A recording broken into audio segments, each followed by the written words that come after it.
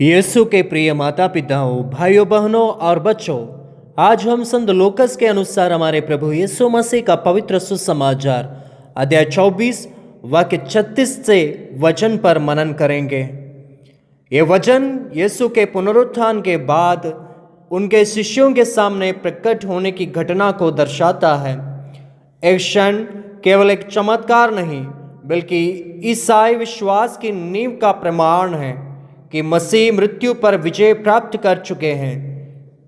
इस पाठ का गहन अध्ययन हमें यह समझने में सहायता करता है कि यीशु का पुनरुत्थान केवल आत्मिक नहीं, बल्कि एक वास्तविक देहधारी पुनरुत्थान था। यीशु जब अपने शिष्यों के सामने प्रकट होते हैं तो वे घबरा जाते हैं और सोचते हैं कि वे कोई भूत देख रहे हैं। यह स्वाभाविक प्रतिक्रिया थी, क्योंकि उन्होंने अपने गुरु को क्रूस पर मरते देखा था।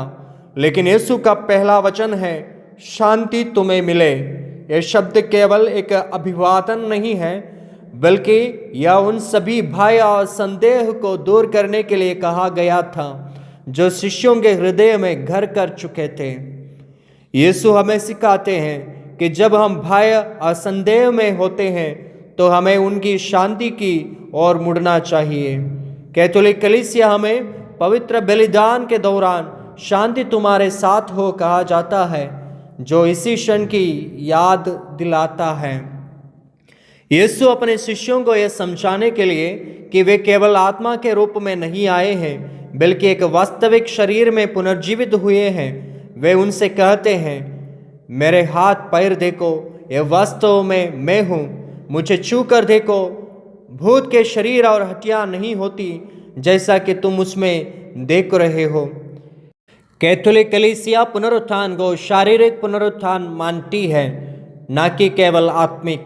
संत पौलुस कुरिन्थियों के नाम अपना पहला पत्र अध्याय 15 वाक्य 12 से 19 तक के वचन में स्पष्ट रूप से बताते हैं कि यदि यीशु शरीर में नहीं जी उठे तो हमारा विश्वास व्यर्थ है।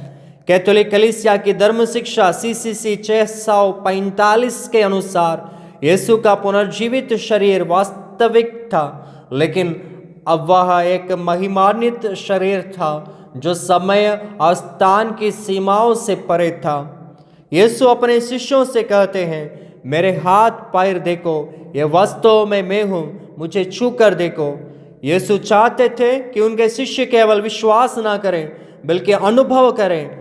उन्होंने अपने शरीर को छूने के लिए कहा ताकि शिष्य यह महसूस कर सके कि वे कोई भूत नहीं, बल्कि पुनर्जीवित प्रभु हैं। पवित्र बलिदान में हम यीशु को केवल आत्मिक रूप से नहीं, बल्कि वास्तविक रूप से ग्रहण करते हैं। संत थॉमस एक्विनास कहते हैं, इंद्रियों से जो संभव नहीं, उससे विश्वास पूरा करता है। यीशु अपने शिष्यों को केवल पुनरुत्थान का अनुभव कराना नहीं चाहते थे, बल्कि उन्हें एक प्रेरिताई कार्य सौंपना चाहते थे। संत पापा फ्रांसिस ने कहा, पुनरुत्थान हमें हमारी सीमाओं से आगे बढ़कर ईश्वर की योजना के अनुसार जीने के लिए आमंत्रित करता है। हे पुनरुत्थित प्रभु यीशु, जब हम भय और संदेह में होते हैं तो हमें अपनी शांति प्रदान करें। हमें आपकी वास्तविक उपस्थिति को स्वीकार करने के लिए खुला हृदय दें, ताकि हम आपके पुनरुत्थान के साक्षी बनकर संसार में आपके प्रेम और अनुग्रह को फैला सकें। आमीन।